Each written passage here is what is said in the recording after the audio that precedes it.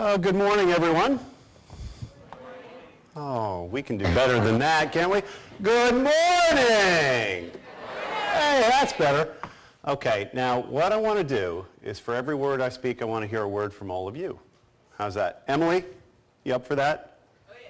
Thank you. See, Emily's already matching words. No, it's great to be here. Thank you for that kind introduction, Haley. You've done a great job putting this all together. And it is really a thrill and a pleasure to be here to address the Net Impact Conference. I love what you guys are all about and into, and hopefully I can share a few words of wisdom, and we can take a lot from you as well. I'm joined by Jenny Smith. Jenny, can you wave? Jenny's from Burt's Bees, and she's part of our team. And I'll mention some of our initiatives called the Eco Bees, and Jenny's kind of the queen bee of the Eco Bees. So we're delighted to have her here too, and love to hang out and chat with you afterwards and answer any questions. So when they asked me to be a capstone speaker, I was like, what's that? So my goal today is not to be a tombstone speaker, okay? So help me out with that. If you fall asleep, try not to snore, that would be great. And of course, like anything, there are fabulous prizes. So what I have in my little magic bag are all sorts of lip balms. And if you ask a question or engage in some way, right, Emily, you get a lovely lip balm. Yeah? So can you catch? How good a catch are you? You think you can do it? Let's see how good a throw I am. Oh, terrible. I'll get better as the day goes on. Who else wants to be a guinea pig? There you go. Oh, I'm off to the right. Let's see if I can center it. Okay. There's plenty more, okay? All you have to do is ask, and we'll have lots of product. And let's have a little fun, too, okay? I didn't fly here not to have fun, right? So what I'm going to talk about today is this idea of living purposefully and redefining business leadership. Yeah? Does that resonate with you guys? Up for that? All right? I want to hear your ideas, too. So this is a dialogue. And I apologize, I didn't bring the remote, so you're going to see me do a lot of walking back and forth, because my slides are over here. So how many of you are still in school? Oh, excellent. All right. Well, first of all, thank you. Thank you for showing an interest, making time. I know how busy you are at school, making time to come here, traveling to be here. It's pretty amazing. I mean, that really says a lot. I went to school 20 years ago, okay? And let me just share with you a picture of me in college. This was me at Dartmouth. I had two things on my mind, girls and beer. I got to be honest with you, actually I spent a lot of time outdoors, and at Dartmouth I really got the green bug, and I'll share some of that with you. But they call Dartmouth the Big Green, and it's in many, many ways absolutely that way. Anyone here from Dartmouth? All right, yay, go green. And so, but quite literally, I think the seeds for me personally were planted at Dartmouth, but I don't think they broke through the soil for quite some time after that. And so you're really early, actually, on your journey for thinking about how to make an impact in the world around you, and I applaud you for that. And hopefully I can share with you just a shard or two of thoughts and advice for a guy who's walked 20 years since college and almost 15 years since business school. So love to do that. And how many folks saw Yvon Chouinard this morning? Yeah, pretty awesome, huh? He's absolutely one of my mentors and heroes. He's a creative pessimist. I'm a creative optimist, okay? So what you'll hear from me is yeah, things are serious, but I'm really am an optimist. And I guess part of the reason I'm an optimist is I'm an actor. I believe in activism. I believe we can make a change. And I'll share some of those ideas with you. And I've got a few powerful other ideas I want to share with you too. But let me tell you a bit about me, right? Because I think we all kind of carry this yin and yang, right, in our heads and our hearts. How many people want to make money? Yeah, I mean, there's nothing wrong with making money, right? The question is what you wind up doing with that, okay? And so on the one hand, I'm a dad, but I'm also a CEO, right? So I've got that kind of fatherly, I love my daughters, I spend a lot of time there, but I also run a business. And so I'm a dad to about 400 other folks as well. I'm socially liberal, I'm fiscally conservative. I think, we should be smart with our money and we should be open with our hearts. Yeah? I had dinner last night with Barack Obama, and I'll tell you what, I have not made up my mind on where I'm voting, but I am so pleased to say that there are candidates out there who can make a difference. And he inspired me last night. And he actually framed himself exactly the same way. He said, I'm socially liberal and fiscally conservative. And it was so funny. I said, that's on my slide for tomorrow. I went to Dartmouth, which is called the Big Green, and then I went to Harvard, which is called the Bigger Green, right? Very different shades of green, right? But both good green. And there's nothing wrong with loving both greens, okay? And I'll talk about holding that tension together. I'm an outdoorsman, but I love the theater of the mind. I love being in a library. I started the morning with Haley up in the library. It's a warm feeling, so I'm a tree hugger and a latte lover, okay? So give me my Starbucks. It's okay. We just have everything in moderation, folks. And I'm a local activist, but a global thinker. So, I try to hold both of those dimensions individually. And what they mean for me, and I've spent a lot of time thinking about it, is together those two elements shape my mission, my personal mission. And I wrote this mission statement. I've got a one-pager I carry around with me. I wrote my mission statement just about 20 years ago. I wrote it when I was turning literally about 23, 24 years old. I had a great mentor, a great coach who challenged me to sit down, and I wrote it, I rewrote it, I redrafted it, and with that I set some goals. And so I very clearly defined that my life is to make a difference by making people's lives better. And I've sought that out both not only in my career, but in my family, and in my community and social life. And that's my guiding force. And let me ask you, how many of you have mission statements at this point in your lives? Okay, 5, 6? Good. It is never too early to write one. And I know you guys are still in the formative years, discovering, shaping. But let me challenge you, before you leave the conference here, okay, over the next few days, scribble down on a sheet of paper the beginning of that idea, okay? And then don't finish it. Revisit it, work it, and then take yourself out to lunch, right? Go out on a date with yourself and keep working it. And you'll be amazed at how it starts to shape, and as you listen to your inner heart and your inner voice, how that thing will come to life, okay? So a couple of questions for you, right? Who are you and what defines you? How many of you expect to have a career in business? Okay, about 90%, okay? So why are you here? I got a lip balm for anyone with an answer. Yeah? Yeah, why are you here?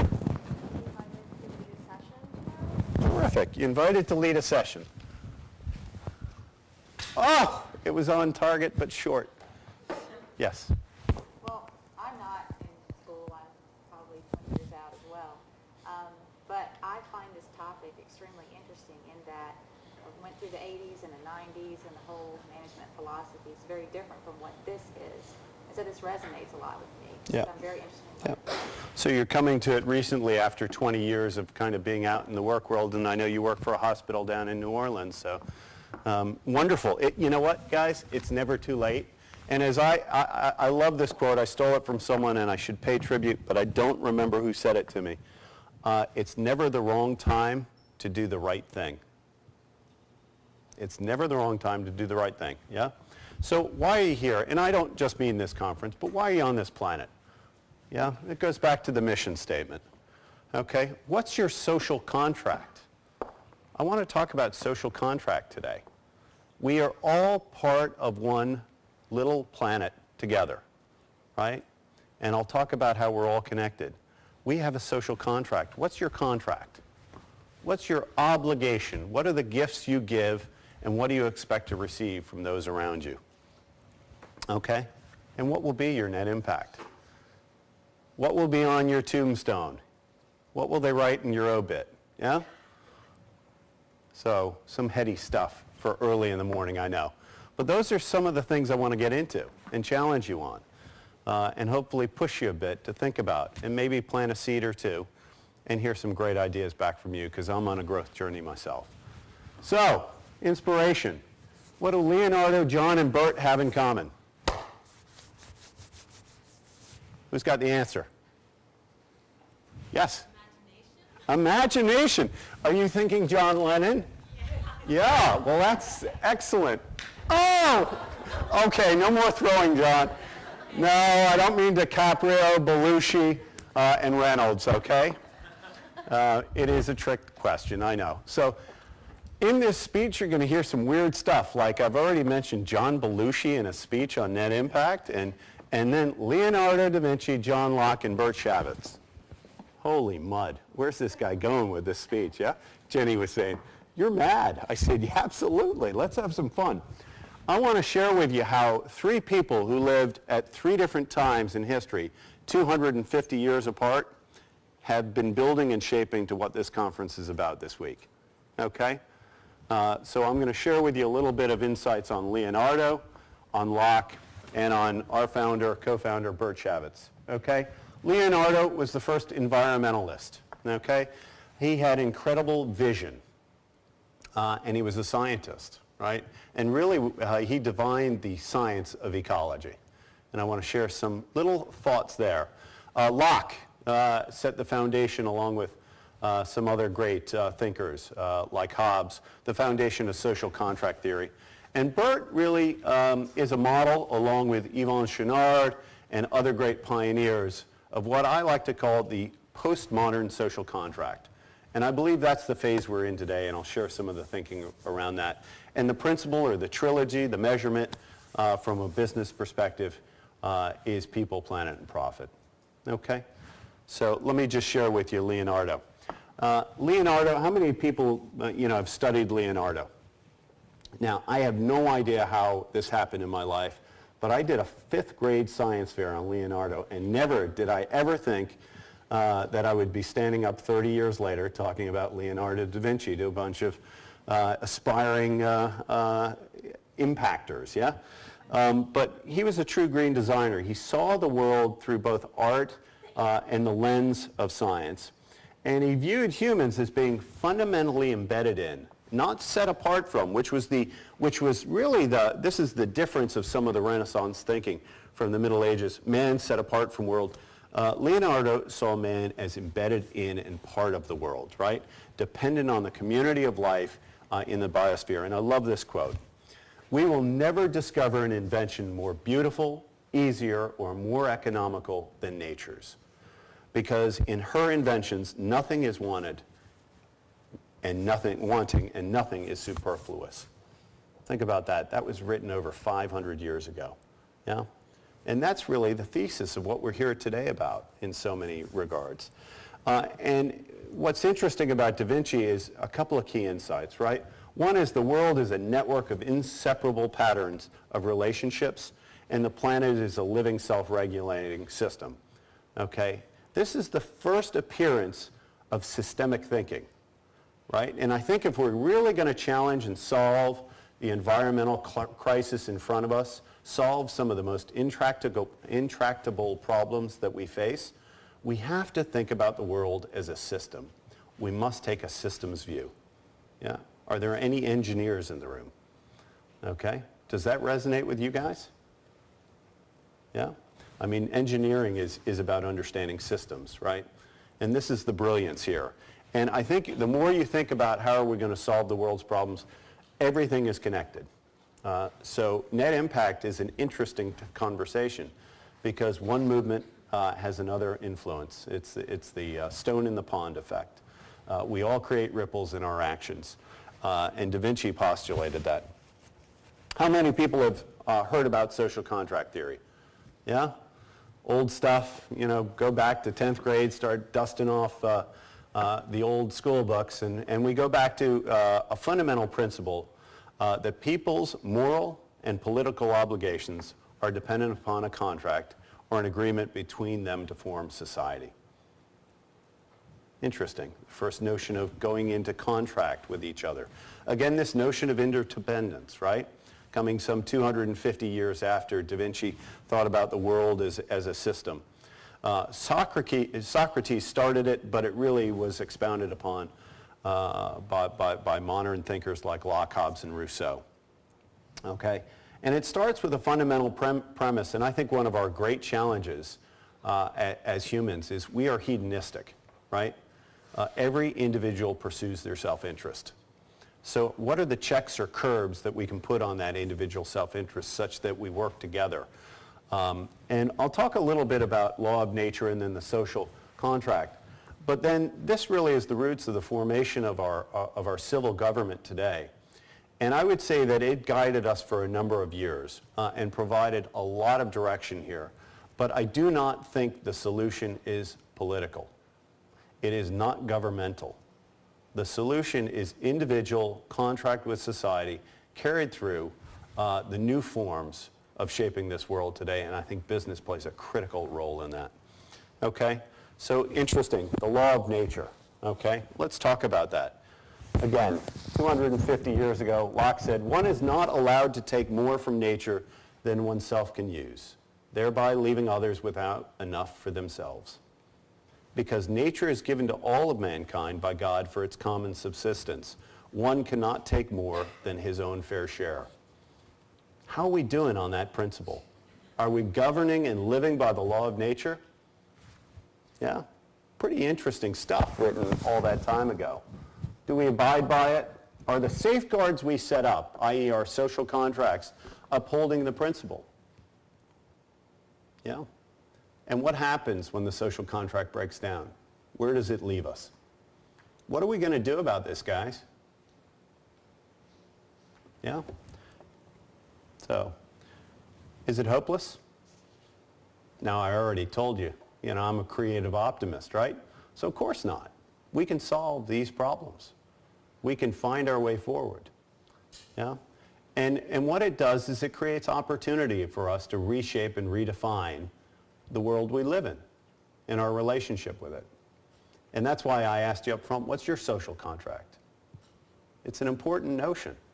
How are you going to model the new system that will uphold that principle of the law of nature? Yeah? We need new leadership. And that's what I call the rise of the postmodern social contract. Hey, we live in a shrinking world, a world in crisis in so many ways. Let's talk about AIDS a little bit. AIDS is a human epidemic, but we are not alone, right? AIDS is occurring to just about every species in some form, right? So we've heard about bird flu, right? Fish are dying off in droves, and I'll talk a little bit later about colony collapse disorder, the bees, the disappearance of honeybees, right? AIDS is occurring throughout the food chain. It's serious stuff, serious stuff. We've got to find a way to solve that, things like SARS, and of course, global climate change, which I'm sure is near and dear to all of our heart. So where are we going to turn to for leadership and solutions? Okay? I want to leave you with this idea. We need a new force, right? The political force alone will not solve our issues. Yeah? And that new force, and I will tell you right now, and you can challenge me on this idea, I think business is the most powerful force on earth. And it can be the most powerful force for both good and for evil. And so if you believe that business is the most powerful force on earth, which I happen to believe in terms of shaping the future, then what are you going to do about it? Right? What we need is business leadership to solve this issue. That's where we need to take over, right? We've got to get every mindset moving through all of these great business schools across the country to move in and demand change from leadership in business. And we can do it. Yeah? In the 60s, there was a revolution going on, and students took over administrative offices of campuses. Let's create that same revolution. Let's take over the CEO offices in these major corporations across the country. Yeah? Let's start a revolution. And we can change that. If we can get the leaders of business to fundamentally think differently, we can begin to address some of the most pressing issues our country and our world face today. Do you buy that? Do you think you guys can be a force for change? Yeah? There are, 1,600 people at this conference? Yeah, you guys are going to wind up in business. Hi, welcome. You guys are going to wind up in businesses, and you can make an impact. Yeah? And I want to encourage you to think that way. Okay?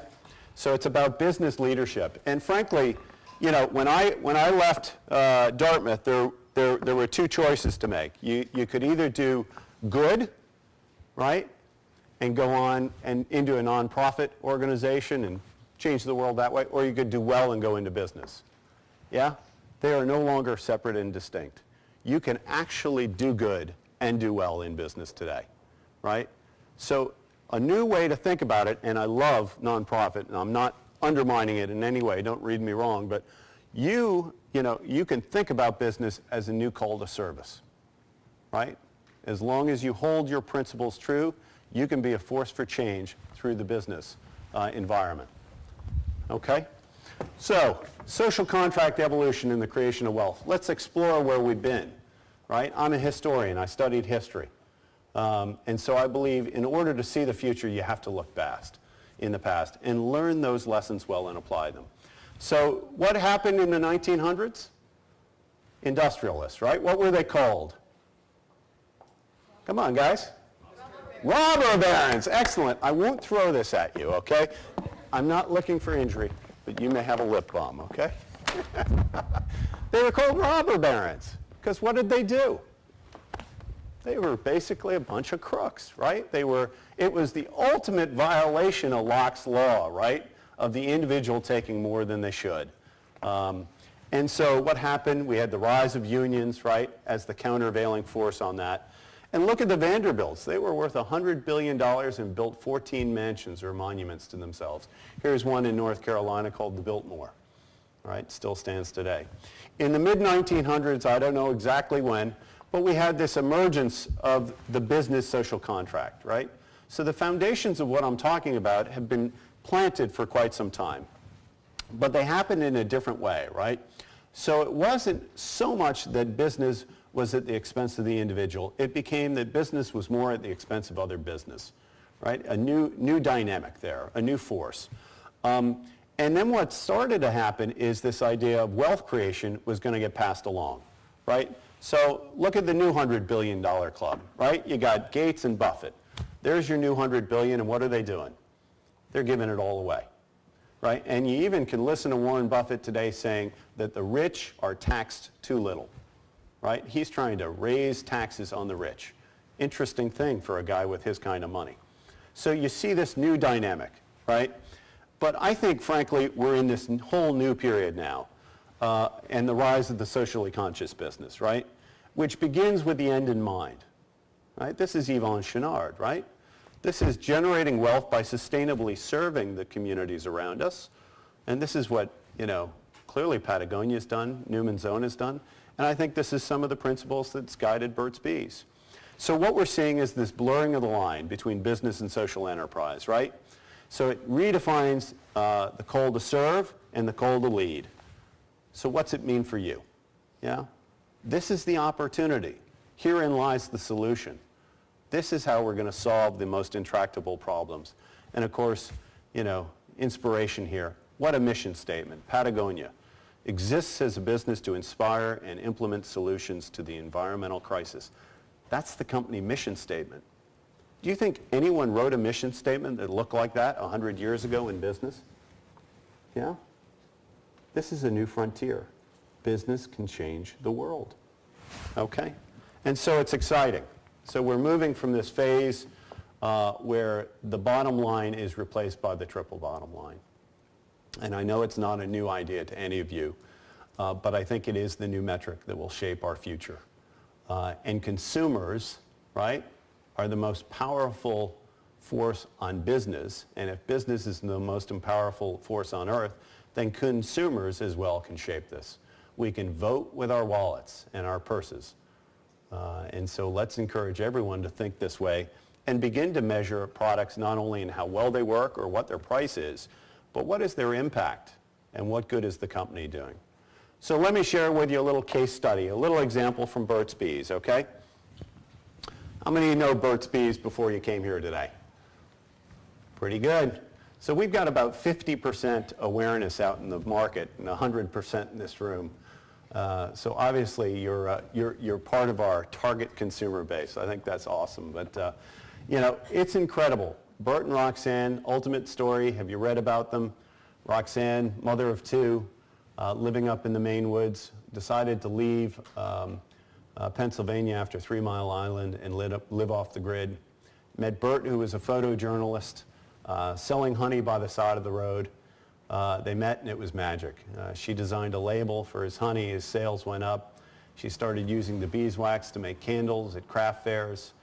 That caught on, and then they made hand salve and stove polish and all these other great little things, and before you knew it, Burt's Bees was up and running. But what's magical about the business is that the mission has never changed, right? The mission fundamentally was to make people's lives better every day naturally. And it was all about doing it in a way that was respectful for the community and the environment. And so, you know, frankly, I have the pleasure of being the leader of the company today. But, you know, my job right now is to be a steward. I stand on the shoulders of Burt and Roxanne, who really founded it under this set of principles. And my goal every day is to foster, support, and drive those principles to their fullest. So here's our mission.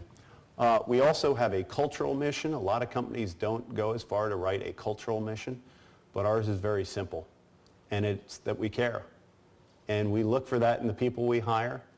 We look at it in our behaviors and our practices, how we invest our money, and the impact we have in our communities. And so we have a very simple business model.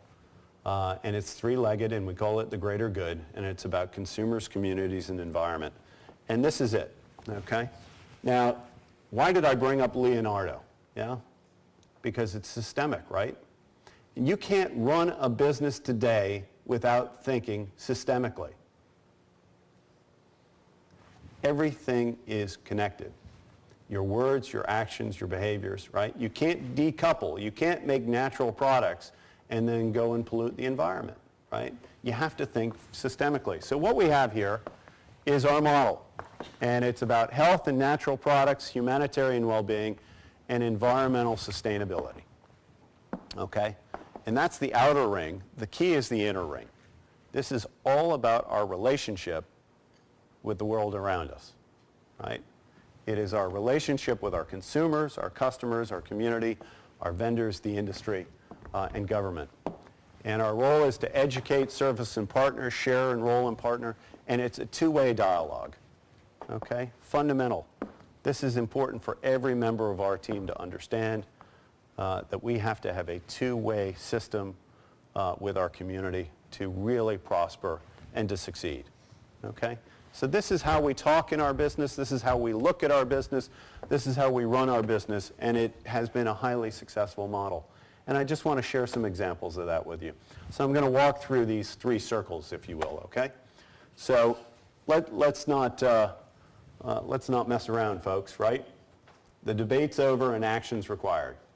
This is an interesting quote. Global warming is unequivocal. Do you know who wrote that? Okay.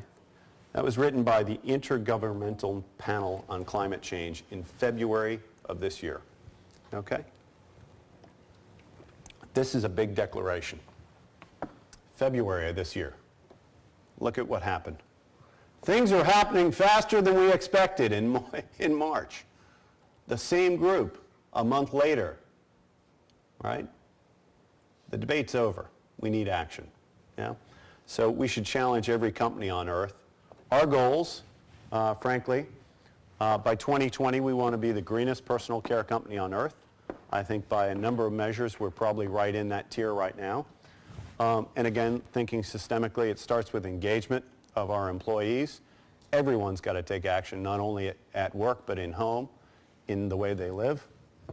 We want to think about our product from a cradle-to-cradle perspective. It should be 100% natural. Our packaging needs to be post-consumer, biodegradable. Carbon-free, 100% renewable energy. Today we are 100% carbon offset. We buy wind and solar power, but it is not direct. We are still plugged into Duke Power, which burns coal. So while we're offset, that's not good enough. We need to find a better way. We need to get off the grid altogether. Reduce waste. We want to have zero waste to landfill, and that is possible. And we're going to achieve that by 2010. Importantly, though, we are in Raleigh, North Carolina, Durham, North Carolina. We're in the middle of a severe crisis, a severe drought. And so one of our key attributes here is we need to cut the amount of water we use, specifically the wastewater, right? We use water in our products, and that's important, but we want to cut our wastewater per unit by 50%. That's going to take a fundamental rethinking of how we make product and how we run our systems. And then our environment is essential. We want to be a green building company. You know, we want to be ISO 14001 certified. And what's beautiful about being in Durham is the second fastest per capita lead developing city in the U.S., which is hard to believe for a lot of people. But we've got Duke University really pushing it, a group called Green Fire, and we've got this little hotbed of green building in the Durham area. So we're definitely going to be a participant and contributor to that. And again, we're trying to take this systemic or cradle-to-cradle view on how we improve our net impact in the world. And I'll tell you what, you know, I talked about a mission statement, a personal mission statement, and goal setting right up front. It is incredible what happens when you set these goals. It changes the organization, right? Jenny's part of that team. We have a team at Burt's Bees that is a grassroots team, and it's called the Eco Bees, E-C-O-B-E-E-S. And it's not some like Eco Bees. It's the environmentally conscious organization bringing environmentally engineered solutions, yeah? That's what EcoBee stands for. And it was this kind of grassroots team that was the force for change. I didn't write this, right? They did. What's wonderful about Burt's Bees is we've got grassroots, right? But we also have grass tops, right? Yeah? So, you know, it's important. Leadership, you know, leaders get the followership they deserve. I've been pushed by my team. I'm on a journey myself. I'll tell you, you know, I've always aspired to be green. I am moving like light speed because I get challenged by Jenny and my team every day. And I'm always trying to find a better way. Challenge, challenge, challenge. Start at the grassroots, move into the grass middle, get to be the grass top, change the world, right? Set the goals, and it's amazing what you do. So we have really moved on this. You know, we went to carbon offset. It took us about 30 seconds to decide to do that. Yeah? It costs us about $75,000 a year. What's our return on that investment? Anyone? What's that? Nothing. Well, we don't really get a direct return, do we? Right? It's just the right thing to do. Yeah? It's a long-term payback, right? We've got to do that. We're an earth-friendly company. If you define your principles, you begin to measure your ROI in different ways. So let me share some other examples. You know, we're in this water crisis. So, pardon me, ladies, that's called a urinal. Okay? Funny stuff, you know. So we have to think systemically, and we create wastewater when we wash out our kettles. Think about making Burt's Bees. It's a little bit like going into your kitchen, just on a big scale. So we take all this wonderful stuff, we mix it up in these big pots, right? And then we fill it into the most earth-friendly packaging we can find. But we have to wash the pot and the pan afterwards, right? And we used to wash it out with water. Well, you know, we put a challenge out there, let's cut our water. And we've got people, we call them compounders, who went out and thought about this. And literally, as soon as we set the challenge, I think it was about 2 weeks later, they came back and said, you know what, we can do it a different way. These are 4 guys who don't have college degrees, right? Work in our plant. They figured it out. and they said, we're going to use the steam system to do this different kind of washout and cut the water waste by 95%. When you empower your people to think differently, it's amazing what they can do. And the ROI on flushless toilets, you can't put it on an ROI table. You can't think that way, right?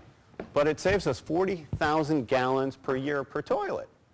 Now, when you're in a water crisis, right, you got to think differently. And so you start to do things that are beyond that. It costs us money to put these in. And we'll never see a direct payback, but the indirect payback is huge. And the visible reminder to our people every day to conserve is right in front of them, because it's hard to read, but there's a little plaque up there that says this is a water-free toilet, it saves 40,000 gallons a year, etc. So it's a constant reminder, visible symbol, critically important. The second circle for us is about our relationship with the community, okay? And what we want to do is foster well-being in the community around us. Now, North Carolina, 50 years ago, was the second poorest state in the country. Yeah? Thank God for Arkansas. That's what they used to say. Today, it's the 9th richest. Yeah? But Durham, the community we live in and work in, right, is the poorest in North Carolina. 20% of people live below the poverty line, and yet we run a very profitable business. So what are we going to do in our relationship with our community? How are we going to make a difference? Yeah, we've been given gifts. What are we going to do? What's our social contract? And what's our social contract with our employees, right? So what we try to do is take care of our community, take care of our Burt's Bees community, and as a result, the systemic thinking, right? What happens to us? We have a healthier, more productive workplace, greater satisfaction, people feel engaged, right? It all pays back. And so that's the way we think about our community relationship, and we do it through employee care, humanitarian and animal rights, and community care. Okay? Those are the three pillars of our greater good around well-being. And so here's an example of, words and actions, right? We partnered with Habitat for Humanity in Durham, and we are now building the first green, affordable housing community in North Carolina. It's going to be some 36 homes, solar-powered, greenway around it, really done with the most earth-friendly building materials possible. And we're the first home.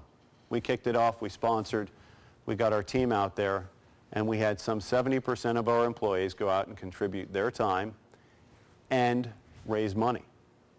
Not only did our employees give their time, they gave their money. So it's an amazing thing what's happened. And guess what? The biggest gift was not to the Epps family for whom we built the house and their 4 kids. It was back to us. We've gotten an amazing gift. The energy, the teamwork, the collaboration. I work with people in the company I don't get to work with every day. We shared stories. We put more nails in this house than you could ever imagine. It is never going to fall down. And over that time and that sweat, you build bonds and you understand and you embed principles in your business that will be enduring. So if they replace me as a leader, the next person will have that to build on. And that's how you build these enduring foundations, is through shared experience, right? And our community engagement is a key way of doing that. Okay? And it shows up, right? So here's our employee survey. So we just took this survey last month. We do it once a year. I actually have the metrics of how each of these changed year over year, but I didn't want to bore you to death with a bunch of statistics. We moved statistically significantly against all of these metrics in the past year. And it's a 1 to 5 scale, with 4 being agree and 5 being fully agree. And I would recommend working at Burt's Bees to other, 4.2. Not a bad score, As we think about a business that is growing, we've hired 100 employees over the last 2 years. You think it's important for our people to recommend our business to others? You bet. This is that cycle, right? Okay. We are doing more for sustainability and recycling every day, 4.2. I'm proud to be associated, 4.4. The company is environmentally responsible, 4.4. okay? Fundamentally, yeah, bottom line is doing good and doing well are linked. Yeah, when we do good stuff, our employees feel good, it pays back, it drives our business. Again, this whole systemic approach to thinking about our relationship and our business model. And finally, the third area is health and natural, okay? The core of our business, our products. You know, we strive to formulate natural products. But we have a relationship with the earth here, right? We do take the best stuff from earth, so we've got to take great care in defending and protecting the earth. Critical to our survival as a business is sustainability. And we're trying to take a cradle-to-cradle management to protect our ecosystem, okay? Now, this idea of colony collapse disorder, who's heard of it? Okay, only about a third of you have heard of colony collapse disorder. Should I take that survey again now that I've said it? Now you've all heard of it, right? Colony collapse disorder is the disappearance of the American honeybee. 30% of the food we eat comes from honeybee pollination. Albert Einstein said that 4 years after the disappearance of the honeybee, man will follow. Yeah? So our business is fundamentally dependent on it, but so is our ecosystem, right? So what are we doing? We're trying to raise awareness. That's the number one goal. Fund research, right? And engage the public debate. So what I'd like to do is share with you now our first public service announcement we've ever done as a business. And it is airing in theaters across the country tonight for the first time. Mr. Jerry Seinfeld has a movie called The Bee Movie. You may have seen it hyped, right? So we decided let's get in theaters and do some education ahead of the fun. And since The Bee is going to pay Mr. Seinfeld's salary handsomely, I thought I'd share with you our little video. So here is the world premiere of our PSR, first public service announcement. Let me get that full screen for you.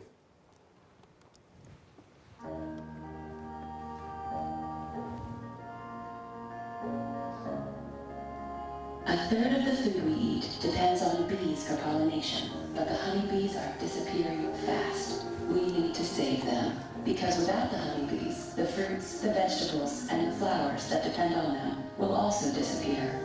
Scientists have named this mysterious disappearance of the bees colony collapse disorder. The causes are still unknown. You may not have heard much about it, but you will. Hi, I'm Burt of Burt's Bees. We believe the bees' survival depends on how we manage and protect our world. Burt's Bees is funding research to help find a solution. You can help too. Support the local organic farmer, plant a seed, make the planet a healthy place where the bees can thrive. By saving the bees, we save a lot more than the bees. Visit burtsbees.com to receive your free packet of seeds and to learn more about colony collapse disorder. What do you think?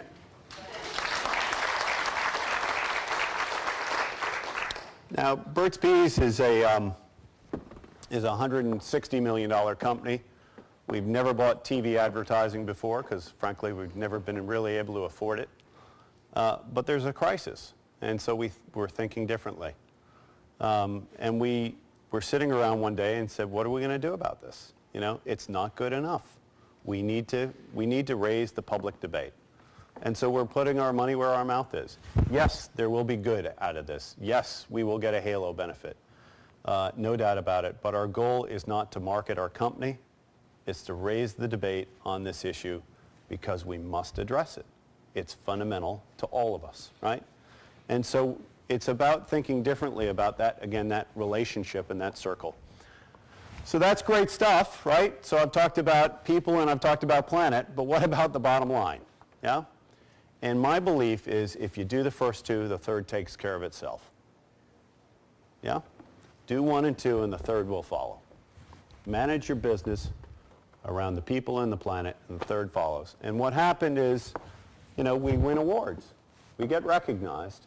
And one of the things we're most proud of is every year Alloy U does a survey of college students, and they ask, name, you know, those brands or those companies that you consider to be most socially responsible. Now, remember, half of the market has never heard of Burt's Bees, right? We've got a 52% awareness out there. That's an aided awareness score, right? And we're third on the list. So we're pretty proud of it. And we're pretty proud of it because it says to us that the consumer is getting that what we're doing is the right stuff to do. So this is our metric. This is what encourages us to keep going and to continue and invest in this space. Okay? So we're really delighted with that. And of course, our sales aren't bad either. How many companies do you know have grown 8x in 8 years? Yeah, we went from a $23 million company in 2000 to a $164 million company this year. It's a pretty audacious track record. Again, you know, doing right by your people and by the planet delivers the profit. The sales results follow. So it does pay back. I can't measure every ROI of every investment we make, and I know there are certain things like flushless toilets which will never pay back, right? But they show up in other ways. Yeah, so encourage you to have the challenge and the debate in the businesses you go into, in the world where people say, yeah, but what's the payback? Show me the ROI. Get them to see the bigger picture. Yeah, that's an important and fundamental shift we need to have. So, what's it all mean for you? That's a lot of good stuff, John. Thanks for sharing Burt's Bees. What about me? Well, here's my challenge to you, right? If we want a new social contract, we need new leadership, right? The redefinition of our social contract requires a redefinition of our business contract. Business is the most powerful force on earth. Therefore, we need a redefinition of our business leader. We need new leadership, right? If you want change, change the leadership. And we need to change the way business is led because we've got a new industrial revolution in front of us. And I challenge you all to seize it. Be part of it. Put up a fight. Storm the CEO's office, yeah? Let's go. You know, this is our call. You know, in another era, there was another revolution to fight. This is your revolution. Have the courage to seize the corner office, yeah? Define that postmodern social contract theory, yeah? Lead with your head and your heart. Be an infectious force for the good. Think globally and act locally. Do more, be more, push more. Don't take no for an answer. Challenge the boundaries and the conventions, okay? They're always going to be in front of you. Knock them down. And redefine the principles of business leadership. And for those of you in school, right, don't wait to graduate. Start today, right? Don't waste your time studying. Don't worry about grades. Don't opt out, right? The key here is to get engaged, and get engaged now. Start it on your campuses. Get the debate going. Push and challenge others. You know, think about how this life journey begins for you today and make that difference. All right? I encourage you. Apply your gifts. You've got so many gifts. You're bright, right? You're young. You can make a difference. Use your gifts. Reshape the world. Okay? Don't wait to be asked to act. Do it. I close with Yvon Chouinard. Yeah? Inspiration. So you saw their mission statement, right? Patagonia exists as a business to inspire and implement solutions to the environmental crisis. Inspire, right? He goes on to say, inspiration needs noise. It needs leadership. To inspire solutions to the environmental crisis, you have to go public with your own. You have to be explicit. Hey folks, what will your noise be? I told you I'm a lover of libraries, right? I love to read. My favorite poet, Walt Whitman. Oh me, oh life, of the questions of those recurring, of the endless trains of the faithless, of cities filled with the foolish. What good amidst these, oh me, oh life? Answer, that you are here, that life exists in identity, that the powerful play goes on, and that you will contribute a verse. Yeah. So, what will your verse be? Write it beautifully. Put it in your notebook. Put it in your heart. Don't let go of it. Make a difference. Yeah? What will you do next? Thanks very much.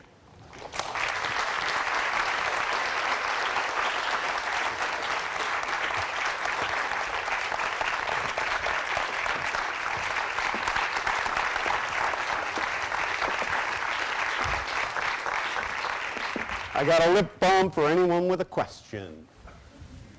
I saw a back right, yeah? Yeah, it's really exciting to see your goals.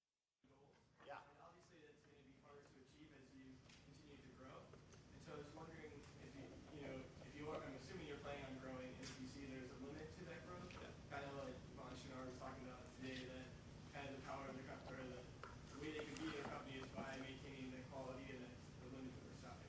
Yeah, and I would have loved to have seen him speak today. I did not see it, but are there limits to our growth? I'm sure there are. Right now, at least in natural personal care, the category we play in, there is an awakening to the choice that consumers have between synthetic and natural products. 5 years ago, we had a 6% household penetration of natural. Today it's 12. We expect it to go to 25 in the next 5 years. So 1 out of 4 households in the U.S. will buy natural. There is a global revolution going on in the consumer frame on health and wellness, and we identify those consumers as LOHAS consumers, lifestyle of health and sustainability. It actually didn't start in the U.S., it started in Asia, right? And it's come to the U.S. And so we have got this powerful kind of consumer trend behind us lifting our business.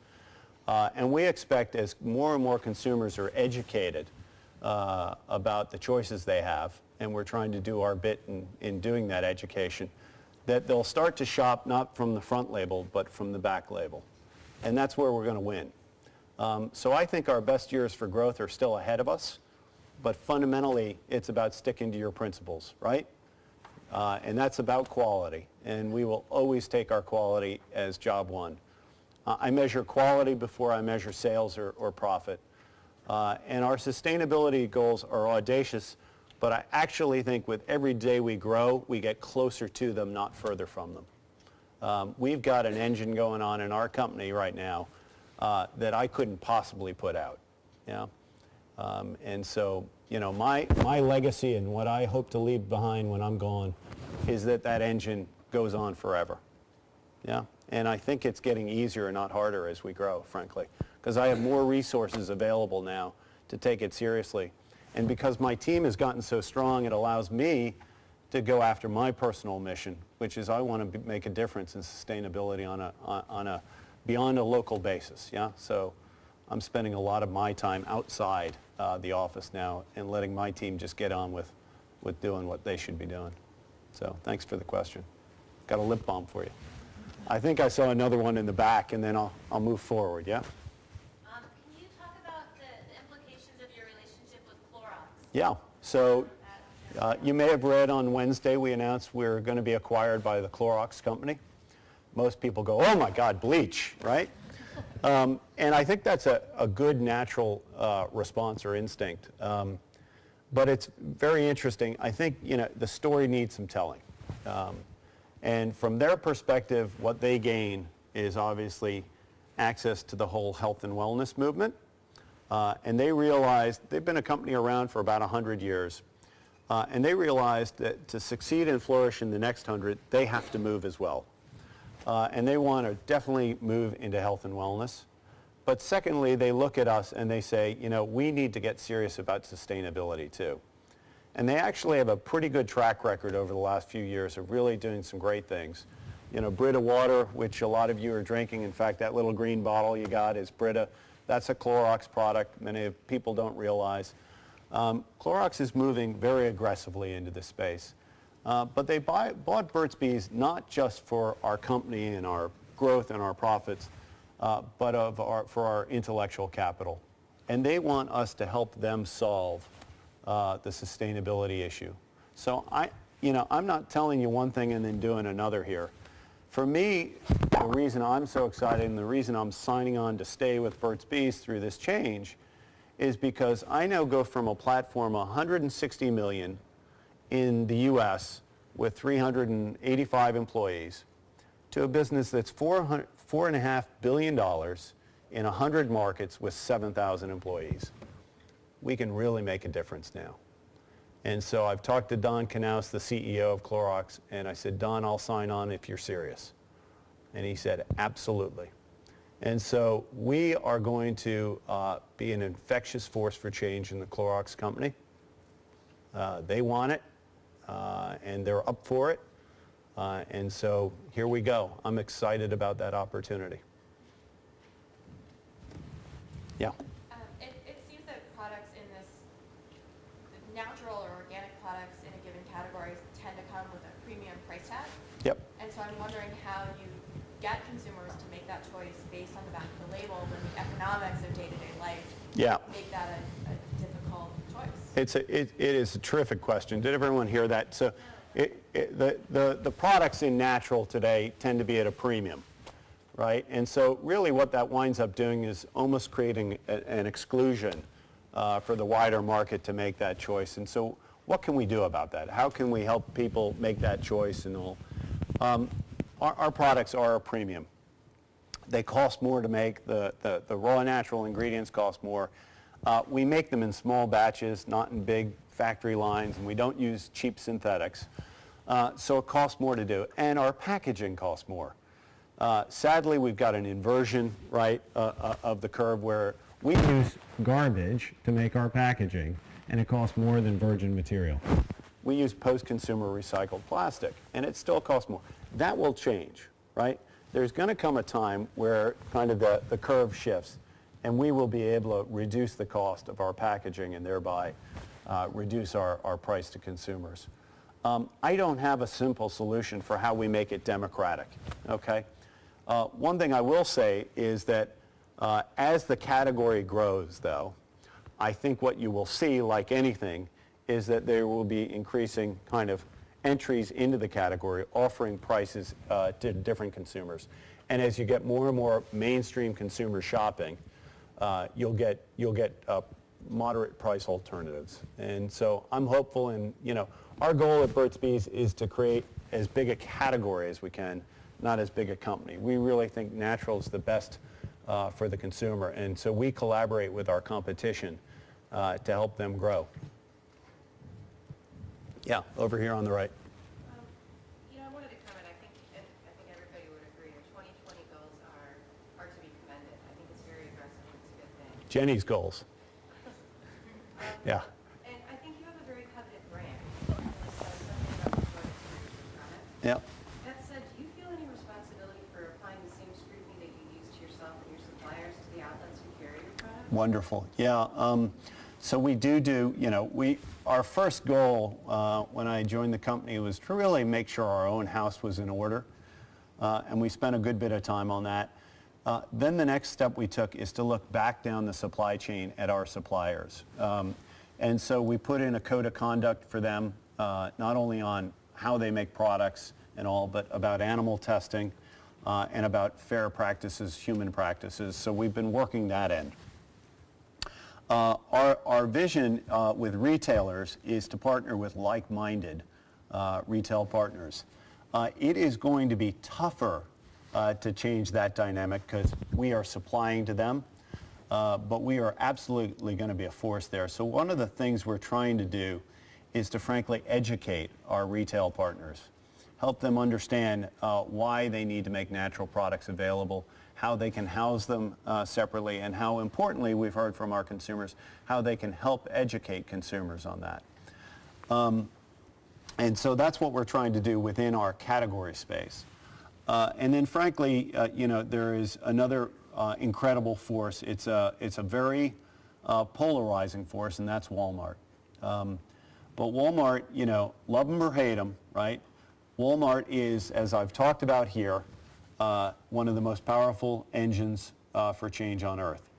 And in Lee Scott, they've got a guy who's taken to heart his mission is to make Walmart the most sustainable company on earth. Yeah? And so you may look at their track record and have issue, okay? That's fine. You look at where they're trying to get to, and I applaud what Lee Scott's trying to do in this front.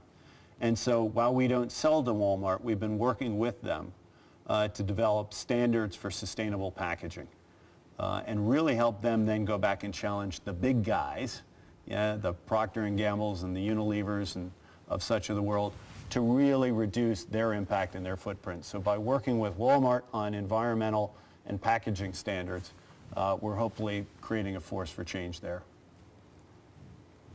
In the middle here, yeah. You probably haven't had time to read, I'm sure you're busy, but Robert Reich's new book, Super Capitalism, it kind of is, it's not a support thesis, but one of the pieces of this book that there's only so far you can go with kind of basic corporate model where the stock owners look at your bottom line. Yep. And Robert Reich's tradition is a huge friend of, I think, that. Do you have a comment maybe on Reich's thoughts or?